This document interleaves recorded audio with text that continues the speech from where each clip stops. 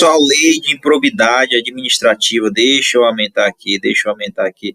Lei de improbidade administrativa. Meus amigos, vamos resolver questões. A gente vai... Essa aula, se você assistir essa aula 2, 3 vezes, é o suficiente, tá certo? Para você resolver qualquer questão ali da lei de improbidade administrativa. Resolva, anota, tá bom? Então, sem mais delongas, professor Muniz por cá.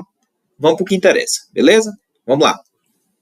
Lei de improbidade administrativa. Você já tá vendo aqui o cara botando uma notinha de 100 no bolso, ó.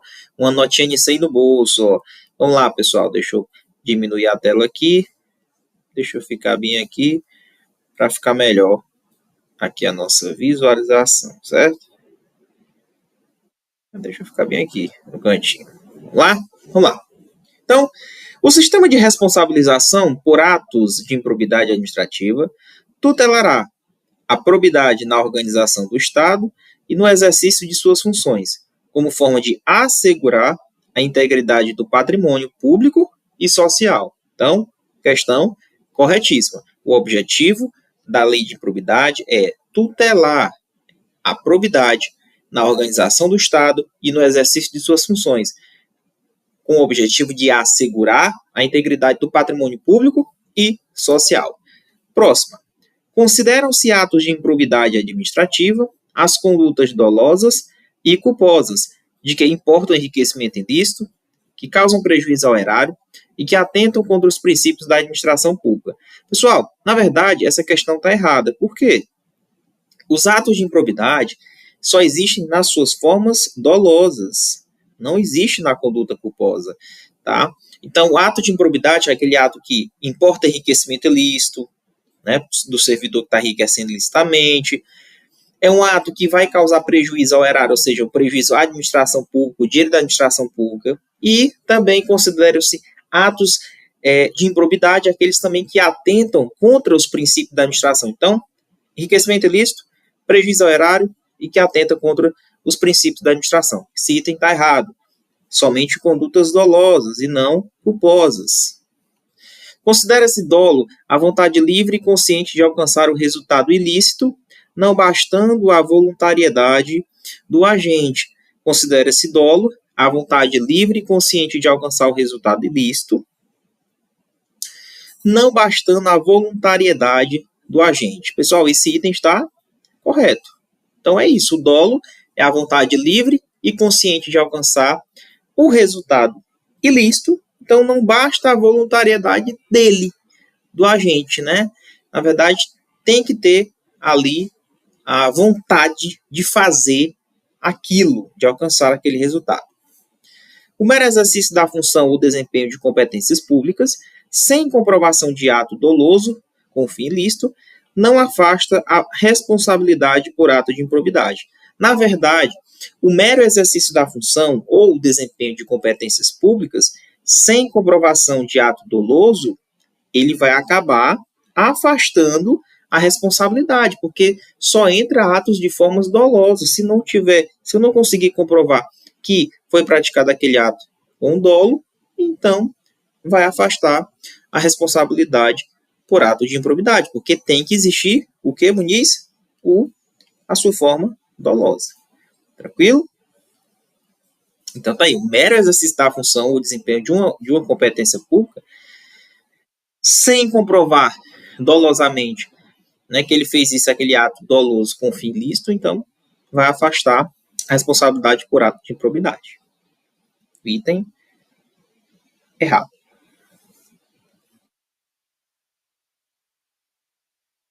Próximo. Deixa eu passar para cá. Diminuir um pouquinho aqui, certo? Lá. Estão sujeitos às sanções desta lei os atos de improbidade praticados contra o patrimônio de entidade privada que receba subvenção, benefício ou incentivo fiscal ou creditício de entes públicos ou governamentais. Então, será, pessoal, que os atos de improbidade que são praticados contra o patrimônio de uma entidade privada, mas não é qualquer entidade privada, ela recebe dinheiro ali, um benefício público.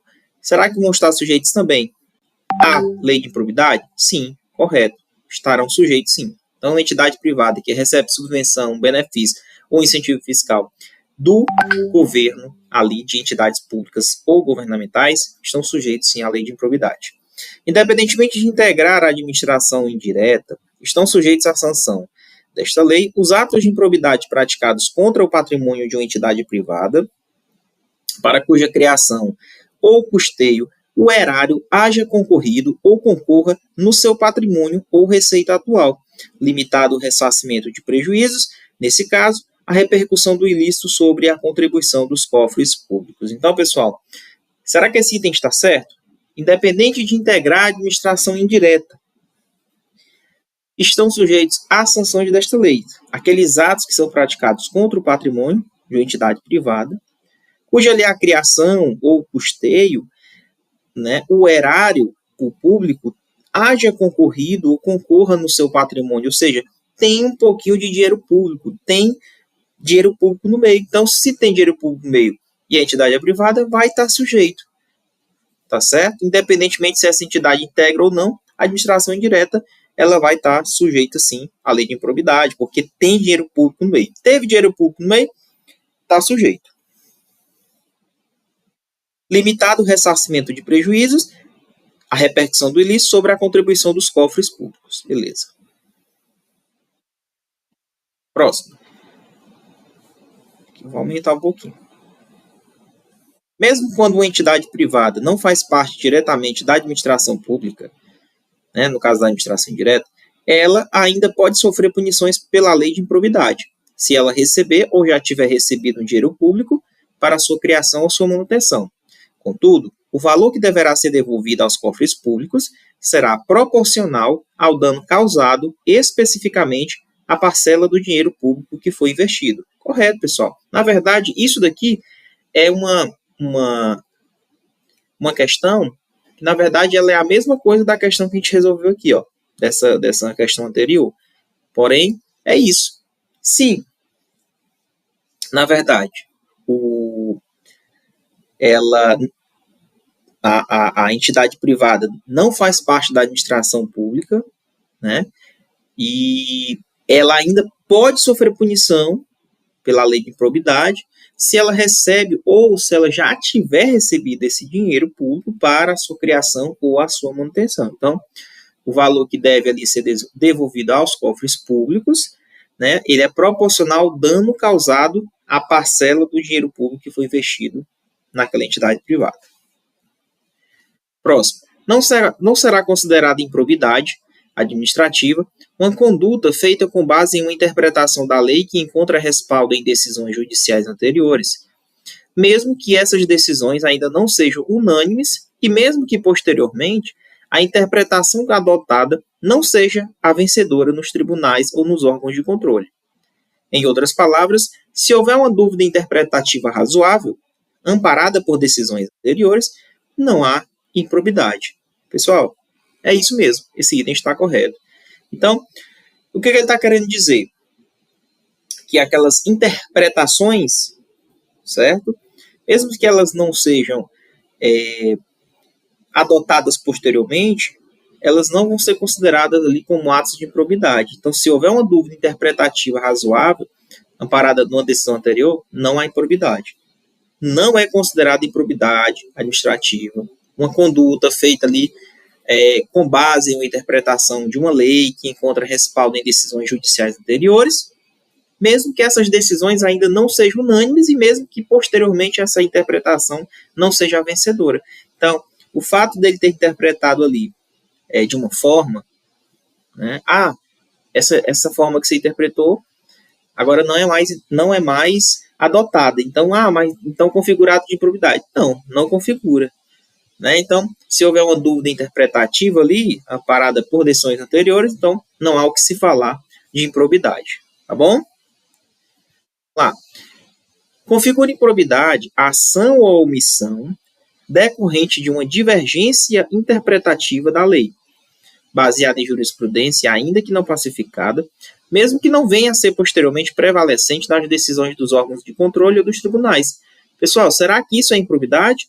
Está errado. A gente acabou de ver que não configura atos de improbidade essas divergências interpretativas né, da lei, com base na jurisprudência ainda que, mesmo que ela não foi pacificada, né, não foi adotada posteriormente, mas é interessante de saber que isso não configura ato de improbidade. Para essa lei, agente público é qualquer pessoa que desempenhe, mesmo que temporariamente ou sem remuneração, cargo ou função pública, seja por eleição, nomeação, contratação ou outra forma de vínculo com órgãos ou entidades que usam recursos públicos. Certo ou errado, pessoal? Será que o conceito de agente público é amplo? Será que é qualquer pessoa? Então, essa questão está correta, é isso. O agente público ele é qualquer pessoa que desempenhe, mesmo que temporariamente ou sem remuneração, um cargo ou função, seja por eleição, seja nomeação, contratação ou alguma outra forma de vínculo com o órgão que usam recursos públicos. Então, nesse caso, esse conceito está correto, é o conceito de agente público para efeitos aqui da lei de improbidade. Continuando, quem faz convênios, contratos ou parcerias com o poder público, usando dinheiro público, também está sujeito às punições desta lei, mesmo que seja pessoa física ou jurídica privada, certo, pessoal?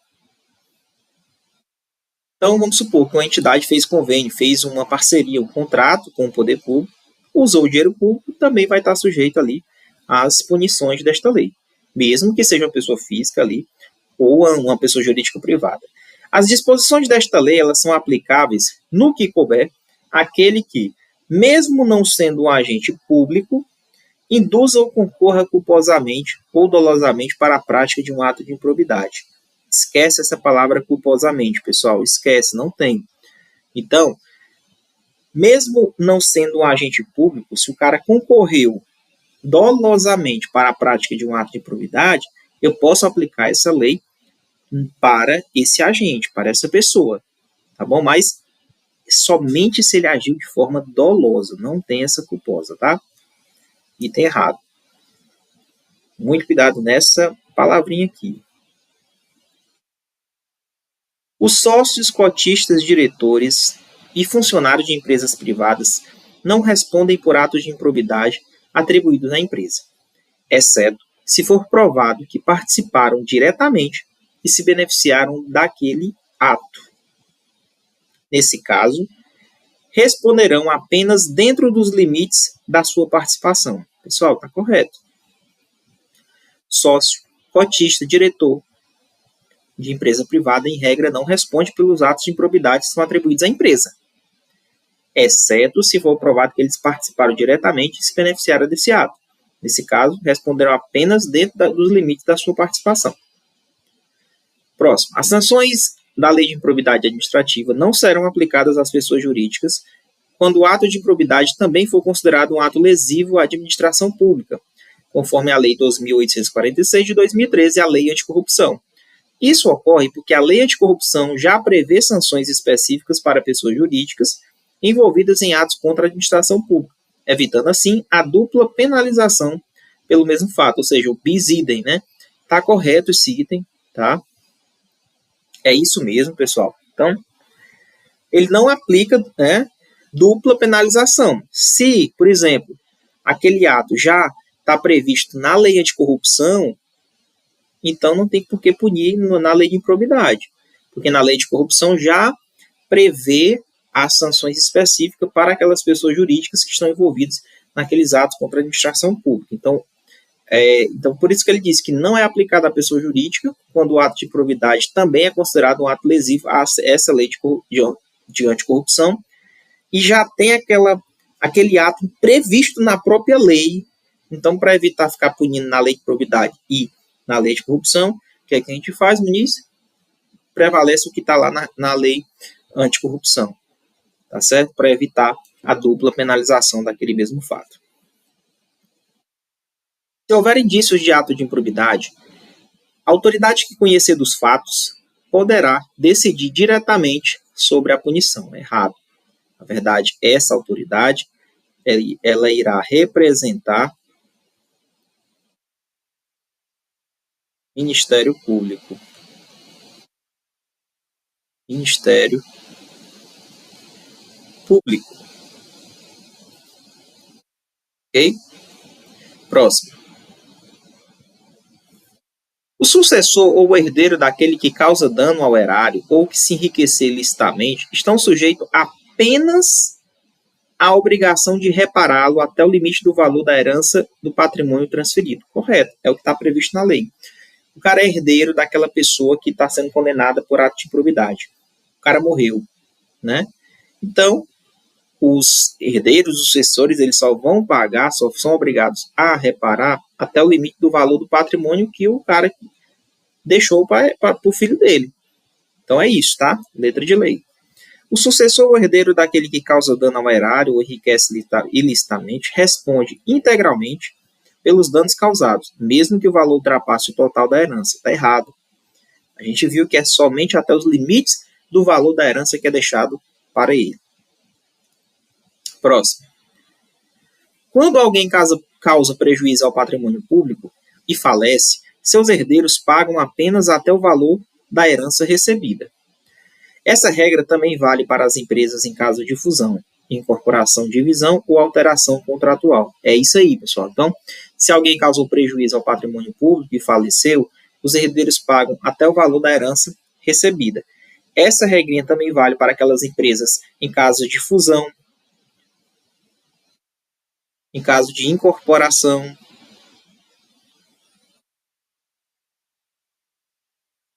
divisão da empresa ou algumas alterações contratuais. Então, mesma regra. Até o limite do patrimônio. Próximo.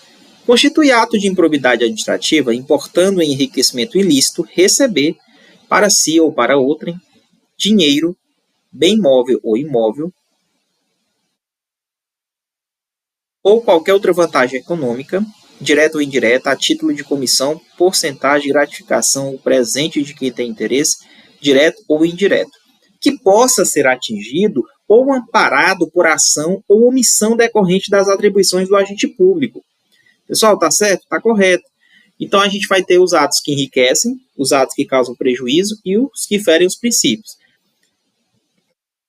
Se o cara botou dinheiro no bolso dele, é enriquecimento ilícito. Então, por exemplo, aqui nesse caso, ele recebeu dinheiro, né?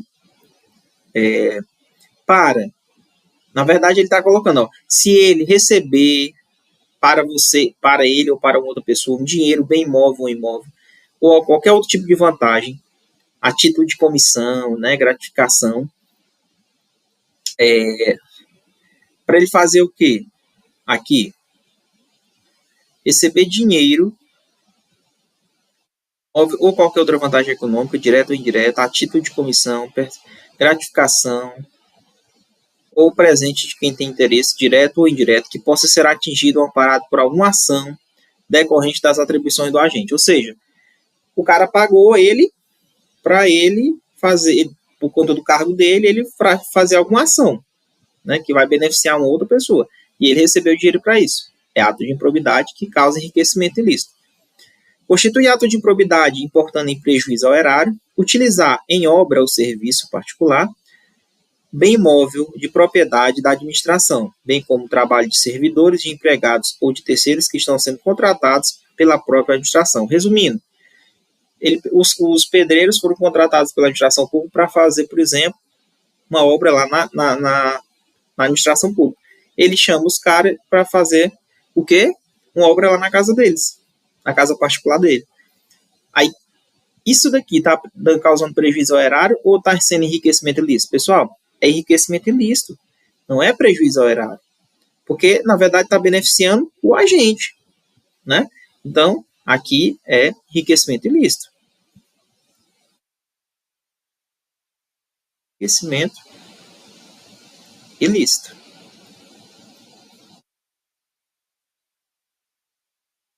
Constitui ato de improbidade que causa lesão ao erário, permitir ou facilitar a aquisição, permuta ou locação de bem ou serviço por preço superior ao de mercado. Constitui ato de improbidade administrativa que causa lesão ao erário, permitir ou facilitar a aquisição, permuta ou locação de um bem ou serviço por preço superior ao de mercado. Causa lesão ao erário, permitiu, ou seja, ele comprou, por exemplo, um objeto com preço totalmente superior ao do mercado, ou seja, ele está tirando o dinheiro da administração, pagando bem a mais por uma coisa que é mais barata. Está dando prejuízo ao erário. Então, correto. Constitui ato de improbidade administrativa, importando enriquecimento ilícito, permitiu facilitar o concorrer para que o terceiro se enriqueça. Bom, quem está se enriquecendo é o agente ou um terceiro? É um terceiro.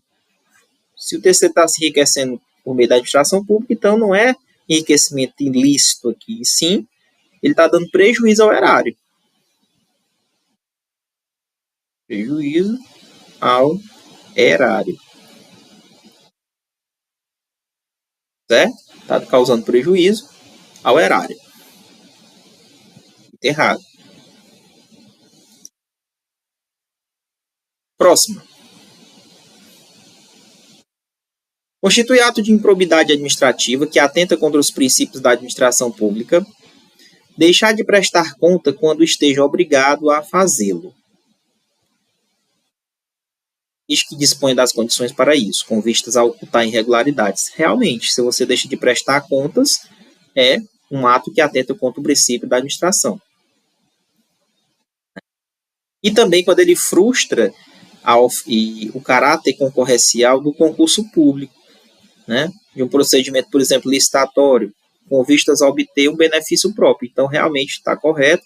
São dois atos. É deixar de prestar contas e, quando ele frustra um procedimento ali de concurso público ou de um procedimento licitatório, ele está ferindo contra o quê? Será que é enriquecimento ilícito? Não.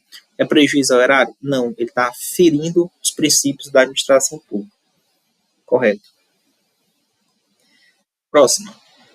É considerado ato de improbidade que fere os princípios da administração pública nomear parentes próximos, como esposo, companheiro, filho, pai, irmão, tio, sobrinho, sogro, cunhado, até o terceiro grau, para cargos de confiança ou funções especiais na administração. Isso vale tanto para a autoridade que nomeia quanto para também o servidor em posição de chefia, e inclui casos também em que duas autoridades combinam nomeações de parentes entre si, o que a gente chama de quê? Nepotismo cruzado. Nepotismo cruzado, ou seja, aqui ele simplesmente incluiu na lei de improbidade o nepotismo, que é nomear, né, os parentes próximos em cargos, onde você, por exemplo, é chefe.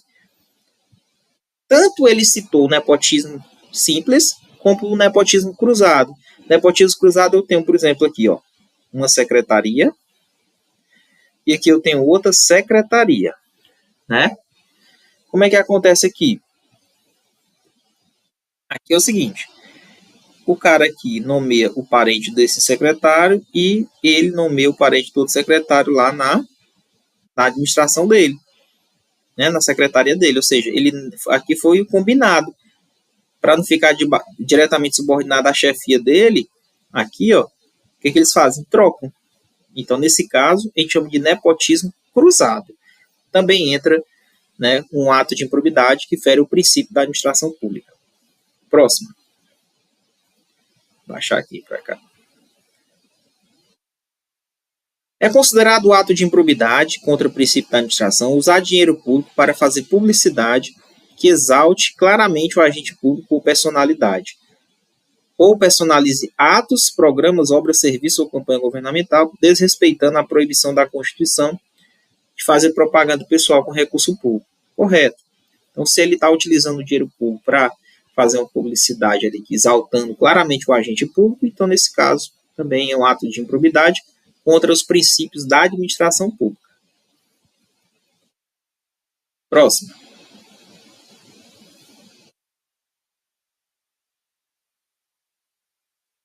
Figura-se atos de improbidade a mera nomeação ou indicação política por parte dos detentores de mandatos eletivos, não sendo necessária a aferição de dolo, né, com finalidade ilícita por parte do agente. O pessoal sempre vai ter que ter o dolo. Então, na verdade, não configura improbidade a mera nomeação ou indicação política por parte do detentor de mandato eletivo. Na verdade, é necessário a aferição de um dolo com a finalidade ilícita por parte daquele agente. Então tá errado. Próximo. As penas que geram enriquecimento ilícito são a perda dos bens obtidos ilegalmente, ok? A perda da função pública, suspensão dos direitos políticos é até 8 anos. Na verdade, se é um ato que gerou enriquecimento ilícito, então não é 8, aqui é 14 anos. Equivalente ao valor obtido ilegalmente, proibição de contratar, né, ou receber benefícios fiscais ou creditícios do poder público por até 8 anos. Nesse caso aqui seria também 14 anos. Errado. Enriquecimento ilícito é só lembrar de 14.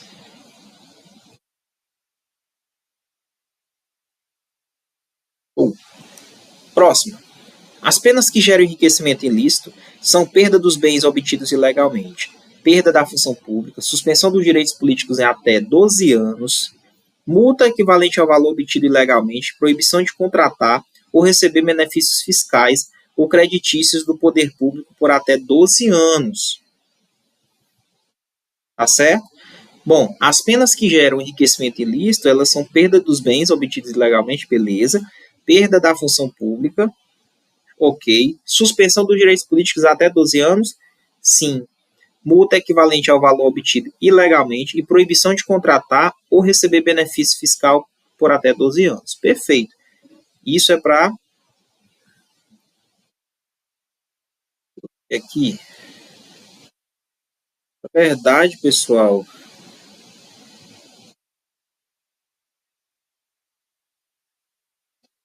verdade, tá errado, né? Porque na verdade as penas que geram enriquecimento ilícito são perda dos bens obtidos ilegalmente. Suspensão do direito político até 12 anos. Na verdade, prejuízo ao erário, né? Aqui. Ao erário. Prejuízo ao erário. Até 12 anos. Então não é enriquecimento ilícito. Enriquecimento ilícito é 14. Prejuízo ao erário é 12. E tem errado. Virginia.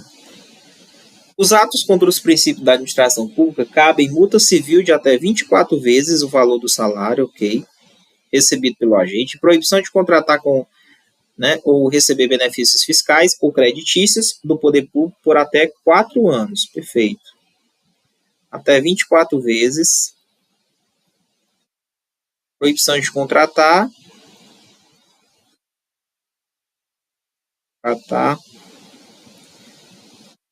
Né, até 4 anos. Até 4 anos. Ok. A perda da função pública normalmente vale apenas para o cargo exercido quando ocorreu a infração, podendo ser estendida a outros cargos em situações excepcionais. Então, por exemplo, se ele pratica um ato de improbidade, ele tem 2 empregos ali, 2 funções. A função pública que ele vai perder é apenas para o cargo exercido quando ocorreu a infração, podendo ser estendida a outros cargos em situações excepcionais. Certo? Então, nesse caso, aqui, vamos lá. Nesse caso, está correto, ok?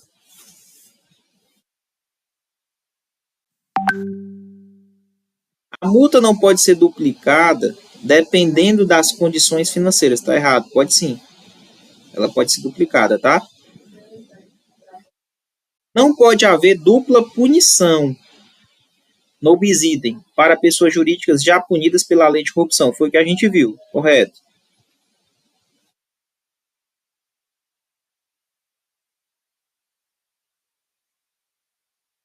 As sanções só são aplicadas após decisão judicial definitiva, correto? Após o trânsito em julgado. O período entre decisão colegiada e decisão definitiva, o período entre a decisão colegiada e a decisão definitiva, ela é descontado na hora de aplicar a suspensão dos direitos políticos, né? Porque pode aplicar, pode ser 14, 12 anos, né? Então vamos aqui ver. Então tá correto. Esse períodozinho entre a decisão colegiada e a decisão definitiva, ele é descontado da suspensão dos direitos políticos, ok? Ok? Então, o período entre a decisão colegiada e a decisão definitiva será descontado da suspensão. Então, por exemplo, tem aqui a decisão colegiada, e da decisão colegiada até a decisão definitiva contou um certo período. Então, quando ele for aplicado aqui na decisão definitiva o período da suspensão, então esse períodozinho aqui é contado, é descontado da suspensão, tá vendo? Então está correto. Próximo. É proibida a decretação de indisponibilidade do bem de família do réu, salvo se for comprovado que o imóvel seja fruto da vantagem patrimonial indevida. Correto. Então, em regra, é proibida a decretação da indisponibilidade do bem da família do réu, né? Salvo se for comprovado que o imóvel seja fruto daquela vantagem patrimonial indevida. É crime denunciar alguém por improbidade administrativa, sabendo que a pessoa é inocente, com pena de detenção de 6 a 10 meses. Correto, pessoal? 6 a 10 meses, tá? 6 a 10 meses. Vou corrigir aqui. É crime. E ainda tem multa, né?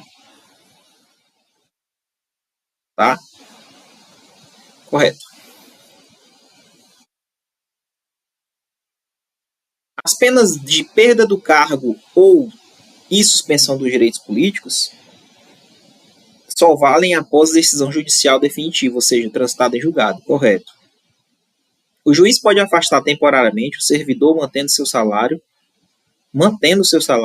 para garantir a investigação ou evitar novas irregularidades. Esse afastamento pode durar até 60 dias, até 90. Renováveis uma única vez. Então, na verdade, pessoal, o erro dessa questão é até 90 dias, não é 60. Próximo. Puxa para cá. A aplicação das penalidades previstas não depende da existência efetiva de um dano ao patrimônio público, exceto para ressarcimento de dano em situações específicas. Correto. Ou seja, a aplicação das penalidades que são previstas, elas não dependem da existência efetiva do dano. Essa é a regra ao patrimônio público. Só vai ter a comprovação efetiva de dano ao patrimônio se for no caso de ressarcimento do dano, né, naquelas situações lá do artigo 10, que é quando causa o prejuízo ao erário, né? Tá bom? Nesse caso, vai precisar da efetiva comprovação. Mas a regra é que a aplicação das penas não depende da existência efetiva de dano ao patrimônio. Se houver absolvição criminal confirmada por decisão colegiada sobre o mesmo fato, a ação de improbidade não pode continuar. Correto. Então, se foi absolvido criminalmente, confirmado por decisão colegiada sobre um mesmo fato, né, a ação por improbidade com ação civil, né, essa ação de improbidade ela é uma ação civil, nesse caso ela não pode continuar. Beleza? Pessoal, professor Muniz por cá. Espero que vocês tenham gostado. Então, a gente resolveu bastante questão. É só revisar. Revisar que dá certo. Então, aqui, ó, fica atento em relação à questão do enriquecimento ilícito, que é 14 anos. Aqui do prejuízo ao erário, que é a suspensão até 12 anos. E também a questão da proibição de contratar também por até 12 anos. Tá certo? A questão dos princípios da administração pública. Cabe multa civil de até 24 vezes o valor. Ele fica proibido ali de contratar também por até 4 anos. Esses conceitos iniciais, a questão do dolo, né, que somente na forma dolosa é que vão ser considerados os atos, tá bom? Isso é importante, que o conceito de agente público também, ele é um conceito que abrange qualquer pessoa que tem aquele vínculo, que usa um recurso público, mesmo que de forma temporária e mesmo que sem remuneração, mas se estiver prestando ali o serviço à administração pública, entra na questão de ser responsabilizado pela lei de improbidade, tá? As interpretações, eu falei para vocês, ó, as divergências interpretativas, elas não são consideradas atos de improbidade, beleza? Então, espero que vocês tenham gostado da aula. Revisem, assistam essa aula 2, 3, 4, 5 vezes. E, com certeza, quando você cair alguma questão, você vai conseguir acertar. Tranquilo? Então, professor Muniz, um grande abraço e até a próxima aula.